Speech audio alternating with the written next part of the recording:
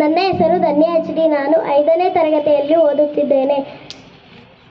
ಶೂದ್ರ ತಪಸ್ವಿ ನಾಟಕದಲ್ಲಿ ನಾನು ಶ್ರೀರಾಮನ ಪಾತ್ರವನ್ನು ಮಾಡುತ್ತಿದ್ದೇನೆ.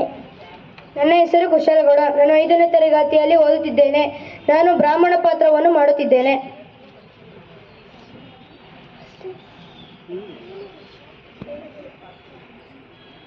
ಪೆಸರಿರ್ಪುದೇನ ಬನಕೆ ಇರ್ಪುದತ್ತಣಿಗೆ ಇರ್ಪುದುದು ಭೃತ್ಯ ದಶೆಯೋಳ್ ಪೆಸರಳೇಂ ಪಾಪಂ ಉಸಿರಿಂ ಶಂಭು ಕಾಶ್ರಮವೆಂದು ಕರವರ ಕಾಡನ್. ಓಹೋ, ಈಗ ನನಗೆ ಬೆಳಕು ಮೂಡುತ್ತಿದೆ. ಮುಂದೇನ್ ಮಹಾಪ್ರಭು? ಶೂದ್ರನಂ ಶಂಭೂಕ ಪೆಸರಾಂತನಂ ಋಷ್ವವೇಷದ ಪಾಷಂಡಿಯಂ. ನಮಸ್ಕಾರಂ ಗೇದಿರೇಂ.